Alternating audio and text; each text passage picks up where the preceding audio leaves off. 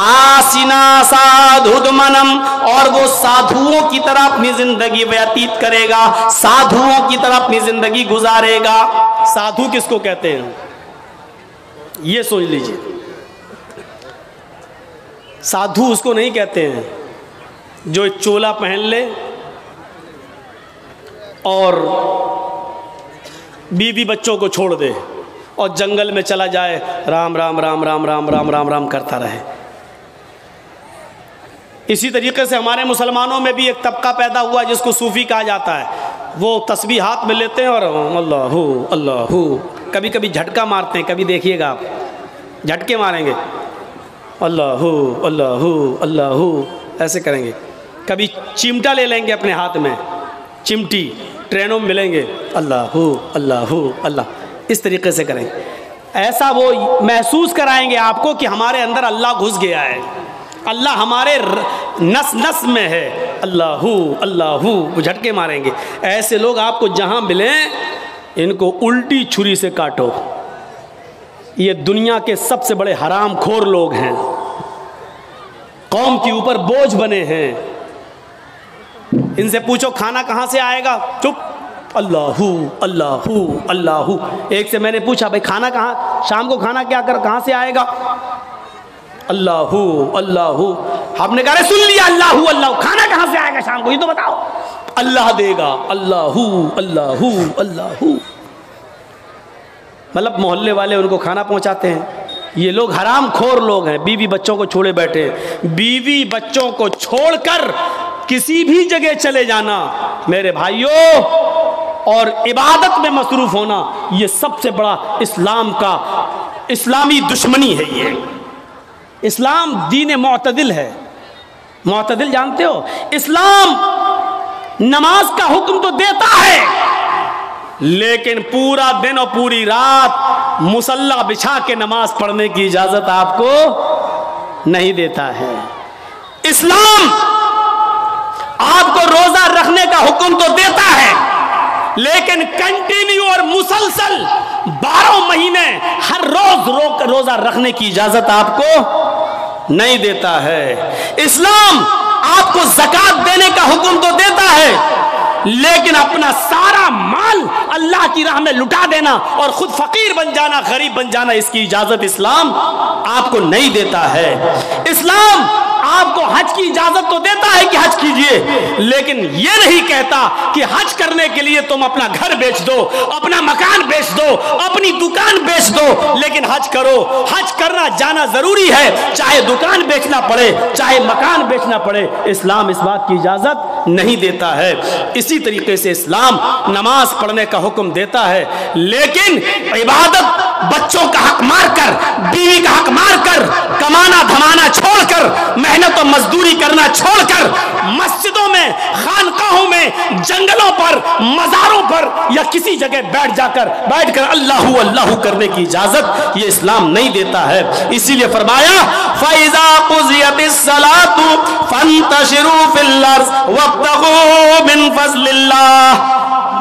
दिनों में सबसे अच्छा दिन जुमे का दिन है, लेकिन जुमे का दिन भी पूरी की पूरी इबादत का दिन नहीं है। सबसे आला और अफजल दिन जुमे का है, लेकिन जुमे का दिन भी पूरा का पूरा सुबह से शाम तक अल्लाह की इबादत में नहीं लगा सकते हो। जब जुमे की नमाज पढ़ लो, जब जुमे की नमाज पूरी कर ली जाए, फंतशिरू फिल अर्ज़, तो हमारी जमीन में फैल जाओ, वब्तगू मिन फ़ज़लिल्लाह, हमने जो रिज़्क़ उतारा है उसको तलाश करो, मेहनत करो, मजदूरी करो, रिक्शा चलाओ, दुकान पे बैठो, हलाल रोजी जो हमने उतारी है उसको कमाओ और अपने बीवी बच्चों को खिलाओ। जुमे का दिन सबसे बड़ा दिन, जुमे का दिन सबसे अफजल दिन, जुमे का दिन सैयदुल अय्याम, तमाम दिनों में सबसे बेहतर, तमाम दिनों का सरदार है जुमे का दिन। लेकिन इसके बावजूद अल्लाह के रसूल ने पूरा का पूरा दिन इबादत का नहीं रखा है। और क्या फरमाया, जब जुमे की नमाज हो जाए, जुमा पढ़ लो तो अब निकलो मस्जिद से, अब मस्जिद में मत बैठो। सुभान अल्लाह अल्हम्दुलिल्लाह का वजीफा नहीं, तुम्हारी बीवी है, तुम्हारे बच्चे हैं, उनके लिए मेहनत करो, कमाओ, کماؤ، رکشہ چلاؤ، محنت کرو، مزدوری کرو اور شام تک محنت مزدوری کر کے کما کر لاؤ اور اپنی بیوی بچوں کو کھلاؤ، یہ بھی عبادت ہے۔ میرے پیارے ساتھیوں، اسلام نے آپ کو صرف اللہ اللہ کرنے کے لیے نہیں بھیجا ہے۔ تو وہ سادھو ہوگا، سادھوؤں کی طرح اپنی زندگی گزارے گا۔ سادھو اس کو کہتے ہیں جس کے پاس کسی چیز کی کمی نہ ہو، نہ دولت کی، نہ زمین و جائیداد کی، جس کے پاس سب کچھ ہو لیکن اس نے اپنے اوپر خرچ نہ کیا ہو بلکہ اس کو غریبوں اور مسکینوں پر خرچ کر دیا ہو۔ سادھو کس کو کہتے ہیں؟ سن لیجئے، یہ سادھو نہیں ہیں، یہ آپ جن کو سمجھ رہے ہیں آسا رام ہوں، رام رحیم ہوں، بابا رام دیو ہوں، یا ہمارے یو پی والے ہوں، یہ سادھو نہیں ہیں۔ سادھو کہتے ہیں کہ جس کے پاس سب کچھ ہو لیکن اس نے اپنے اوپر خرچ نہ کیا ہو، غریبوں اور مسکینوں میں لٹا دیا ہو۔ اس سادھو کی پریبھاشا میں، اس سادھو کے انٹروڈکشن میں صرف محمد رسول اللہ پورے اترتے ہیں۔ آپ کے پاس کسی چیز کی کمی نہیں تھی، سب کچھ تھا۔ آپ قربانی کرتے ہیں نا بقرعید پر؟ کتنا بکرا قربانی کرتے ہیں؟ 1 2 گائے کی قربانی دیتے ہیں، کتنے لوگ اس میں حصہ لیتے ہیں؟ 1 گائے میں 7۔ آپ نے 1 حصہ لے لو گے، 2 حصہ لے لو گے، 3 حصہ لے لو گے، اور کیا، یا زیادہ سے زیادہ پوری گائے کر لو گے۔ کیا کبھی کسی کو سنا ہے کہ اس نے 100 بکرے قربانی کیے ہوں؟ نہیں۔ اللہ کے رسول صلی اللہ علیہ وسلم نے 100 اونٹ قربان کیے تھے بقرعید کے دن 10ویں ذی الحجہ کو۔ کتنے اونٹ؟ 100۔ اور اونٹ نہیں، سرخ اونٹ۔ عرب کے اندر سرخ اونٹ کی بہت قیمت ہے، جو لوگ عرب میں رہتے ہیں ان کو معلوم ہے سرخ اونٹ بہت قیمتی ہوتا، بہت مہنگا ہوتا ہے۔ جیسے آپ کے ہاں کوئی بکرا جس کی کھال پر اگر اللہ لکھا ہوا آ جائے یا محمد لکھا ہوا آ جائے تو اس کی قیمت بڑھا دیا جاتا ہے، بڑھ جاتی ہے، 1.5 لاکھ، 2 لاکھ، 2.5 لاکھ۔ ایک مرتبہ میں مارکیٹ میں گیا تو آدمی دکھانے لگا کہ اس میں لکھا دیا محمد لکھا ہے۔ ہم نے کہا چلیے ہوگا، لکھا ہوگا، چلیے قیمت کیا ہے؟ کہتا ہے کہ 2.5 لاکھ۔ میں نے کہا کیوں؟ کہنے لگا محمد لکھا ہے۔ میں نے کہا اچھا ایسا کرو کہ بکرا مجھے دے دو جتنے کا ہے، کھال میں تمہیں دے دوں گا۔ میں کیا کروں گا؟ تو میں نے کہا میں کیا کروں گا؟ کیا اس کھال کو ہم اپنے گھر رکھ سکتے ہیں؟ اس پر بھی غریب کا حق ہے۔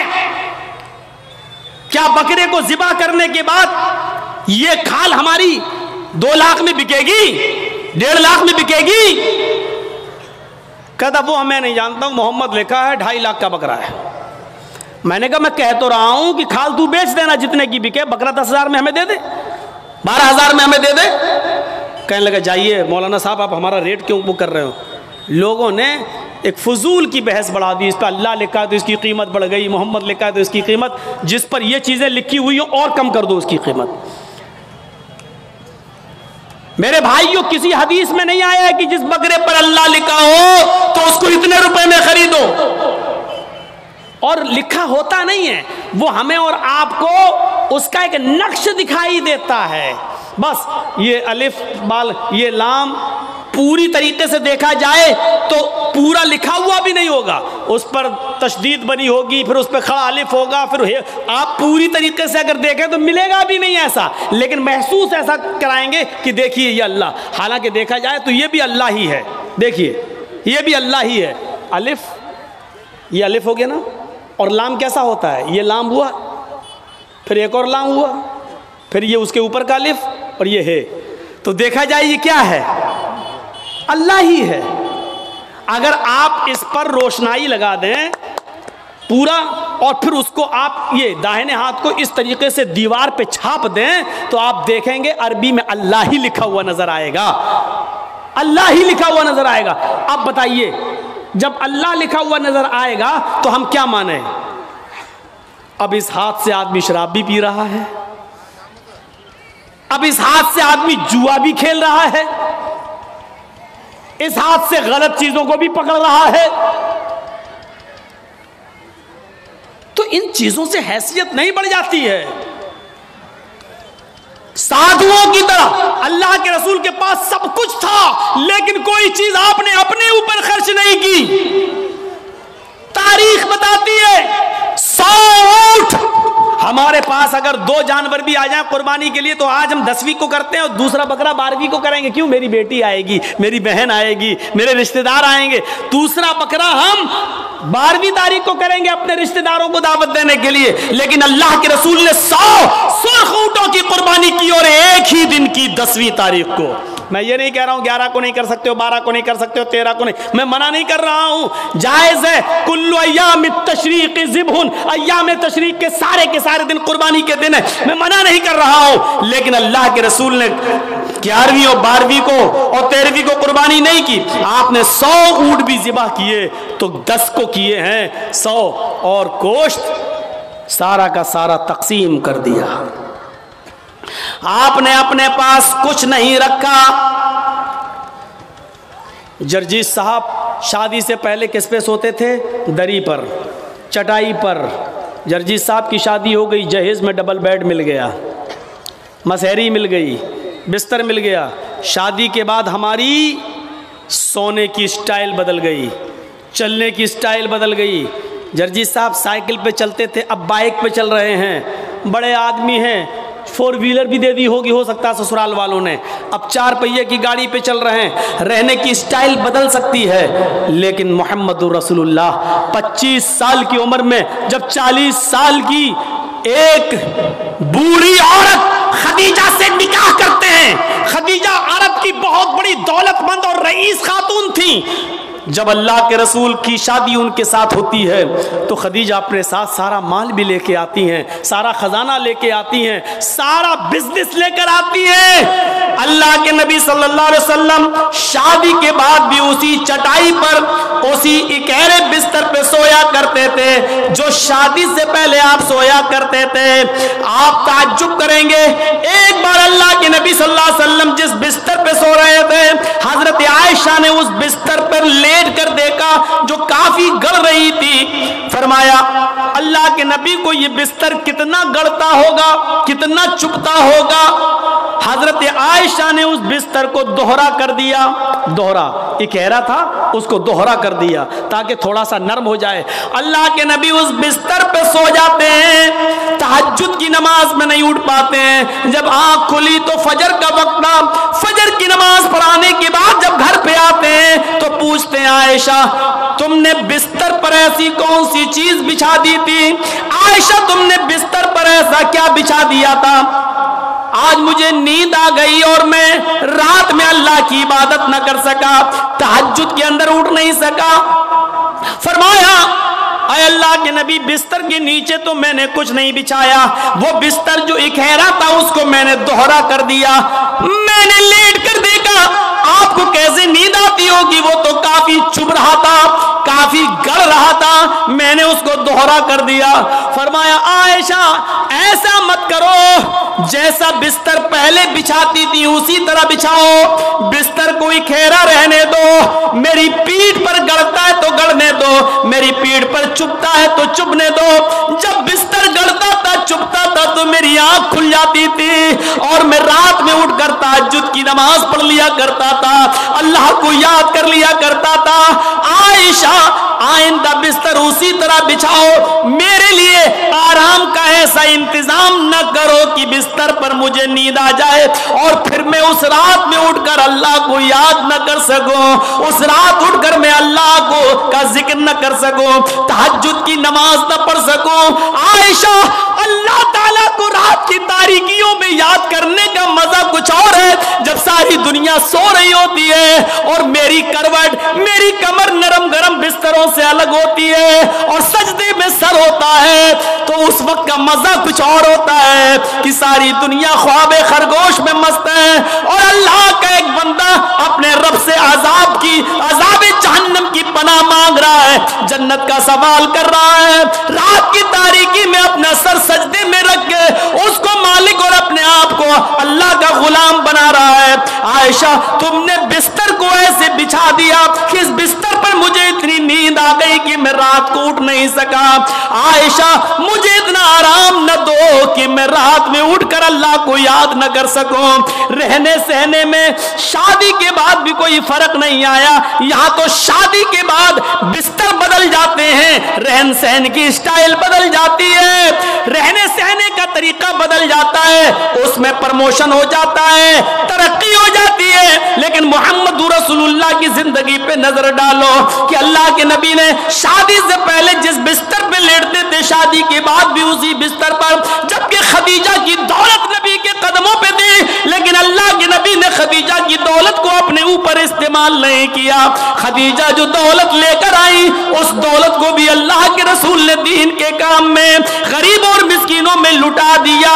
मेरे भाइयों, हमें देखना है कि साधु कौन है। साधु उसको कहते हैं जिसके पास सब कुछ हो, दौलत की कमी ना हो, लेकिन उसने अपने ऊपर कोई चीज खर्च न की हो, सब गरीबों और मिस्कीनों में लुटा दिया हो। इस तारीफ का सही हकदार सिर्फ जनाब मोहम्मद रसूलुल्लाह सल्लल्लाहु अलैहि वसल्लम है। आपके पास किस चीज की कमी थी? लोग कहते बहुत गरीब थे, ये थे, नहीं, अल्लाह के रसूल से ज्यादा कोई अमीर था? अल्लाह ने कहा था कहो तो इस पहाड़ को हम सोने का बना दें, और ये ओहद पहाड़ जब सोने का बन जाए तो जहां आप चलें ये पहाड़ भी आपके साथ चले। लेकिन अल्लाह के नबी ने अल्लाह ताला के इस फरमान को, इस गुजारे अल्लाह ताला के इस हुक्म को नाफिज होने के बाद मना कर दिया कि नहीं नहीं, आए अल्लाह, मुझे दुनिया में आराम नहीं, सोना नहीं चाहिए, चांदी नहीं चाहिए, बल्कि आपने फरमाया अल्लाहुम्मा जअलनी फी हयाती मिस्कीना, आए अल्लाह दुनिया में मुझे जितने दिन जिंदा रख, मिस्कीन बना के जिंदा रखना। आए अल्लाह, जब मुझे मौत आए तो हालत मिस्कीनी में मुझे मौत आए, और अल्लाह कल कयामत के दिन जब मैं उठाया जाऊं तो फकीरों में और मिस्कीनों ही में मैं उठाया जाऊं। ये अल्लाह के रसूल की दुआ थी, जबकि अल्लाह ताला तो ओहद पहाड़ को सोने का बनाने के लिए तैयार था। नबी अकरम जहां चलते पहाड़ आपके साथ साथ चलता, लेकिन अल्लाह के रसूल ने पहाड़ को सोने का बनाने से मना कर दिया और कहा कि मुझे दुनिया के ऐशो आराम नहीं चाहिए। हजरत अब्दुल्ला इब्ने उमर ने बिस्तर पर लेटकर देखा तो कहा अल्लाह के नबी ये क्या है?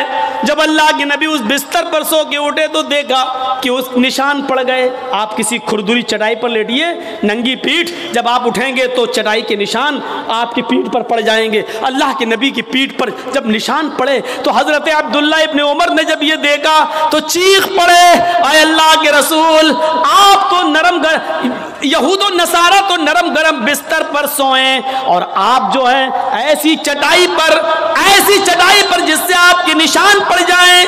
नहीं नहीं, आज के बाद आप इस चटाई पर नहीं सोएंगे। आपने कहा फिर लवित्तखज़ना लकवतान, आज हम आपके लिए एक नरम गरम बिस्तर बना देंगे, नरम गरम गद्दे का इंतजाम कर देंगे, आप उसके ऊपर सोना। अल्लाह के नबी सल्लल्लाहु अलैहि वसल्लम ने फरमाया नहीं, आए अब्दुल्ला, मेरे लिए नरम गरम बिस्तर का इंतजाम मत करना।